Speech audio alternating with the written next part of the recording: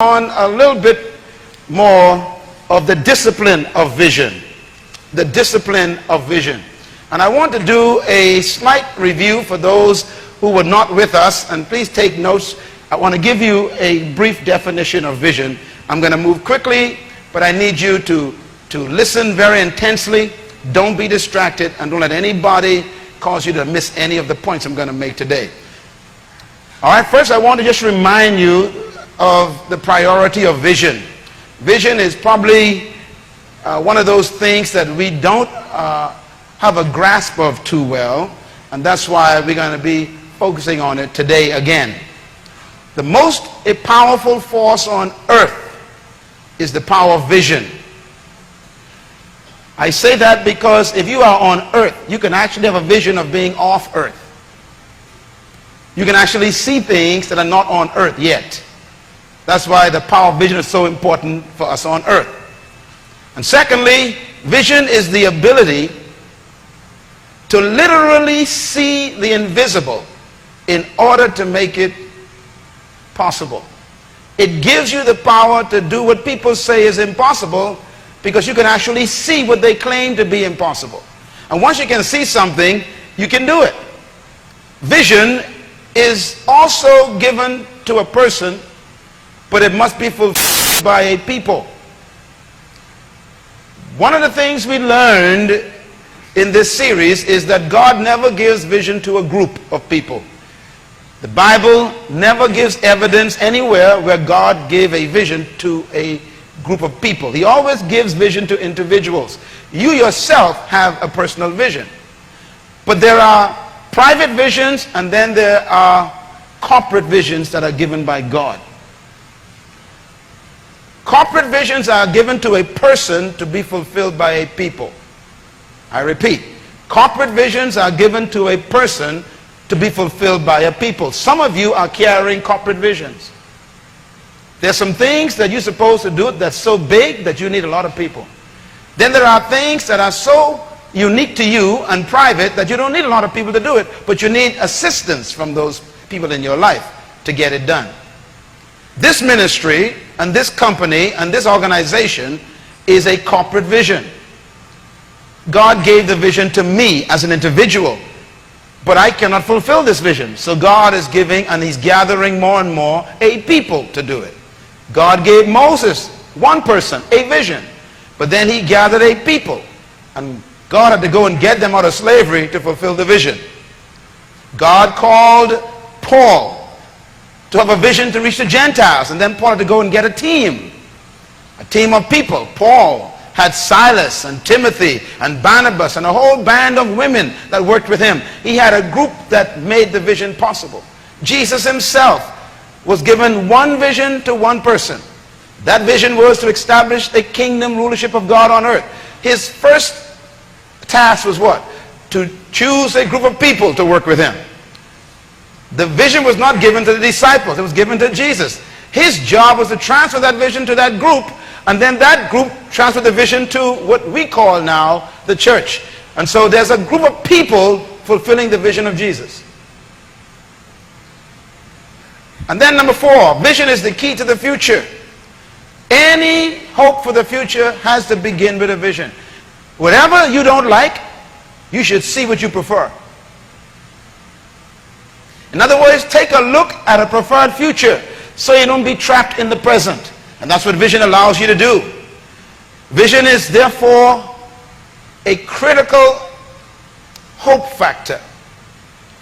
What is vision? A definition. Vision is from the Greek word optica, O-P-T-I-C-A. And the word optica means coming into view. It also means sight beyond sight. In other words, what your eyes see is limited to what your heart can see. So there are two types of vision. There is natural vision, which your eyes give you, and then there is heart vision, which your spirit can deal with. Vision is therefore an internalized clear picture and an image of a preferable future that you consider to be worthy pursuing. Vision is usually that which is imparted by God. I say usually because sometimes you can concoct an idea that is not God's vision for your life. You can make up some things mentally that you want to do that might not be God's will for your life. And that's why we also teach in this series that vision comes from purpose. The difference between vision birthed by purpose and vision that you yourself develop is that vision from purpose is tied to your destiny. Vision that you invent is not tied to your destiny and will not fulfill you. It'll frustrate you. Vision is also a visual reality of your purpose then. It is when you see what you were born to do. Vision is foresight with insight that is based on hindsight. It's a combination of your past colliding with the present and taking you into the future. Vision needs a perspective. Your training and your preparation in your past is important. God many times will guide you to your future by giving you a past that prepares you. I'm moving fast.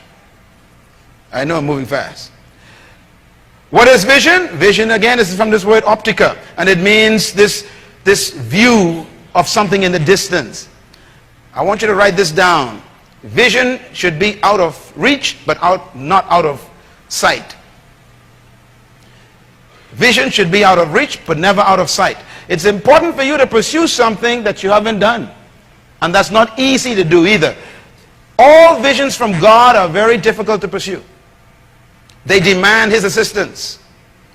And so it's critical for you as a person to remember that visions from God are always bigger than your capacity as a human by yourself. It's important for you to understand that. Vision is to see the future from the present, to stand on the porch of the present and see the future.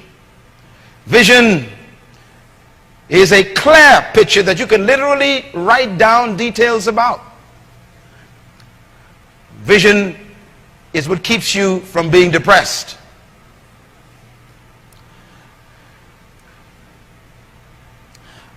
Let's talk a little bit about how vision affects your life.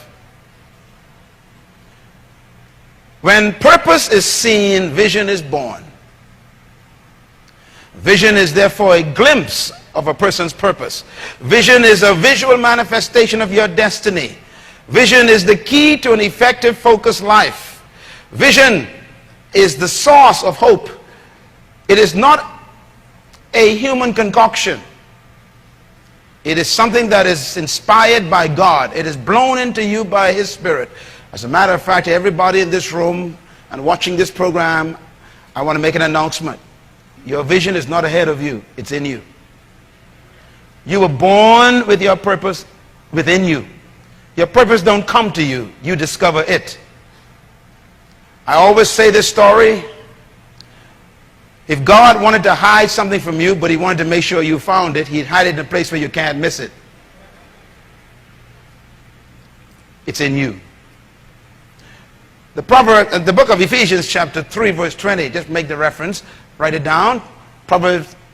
Ephesians 3 verse 20, it says, unto Him who is able to do exceedingly abundantly above, far beyond all you can ever ask or think.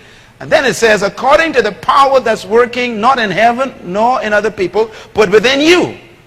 In other words, God wants to do what's inside of you. And what's inside of you, according to God, is so big that you can never define it or express it enough to cover it all. That's an awesome truth. That's why God says, I will do above what you ask me. Why? Whatever you ask me doesn't cover everything you carry in. He said, I will do beyond what you ask or what you think. If you can think it and you think big, God says, that still ain't big enough to cover what I put inside of you. So I got to do more than you think. Imagine what you're carrying is so big that your brain cannot wrap itself around it enough to explain it. Your big dream will never threaten God. Because if it's His dream and you're telling Him about it, as far as He's concerned, your brain is so unable to define it and describe it that He has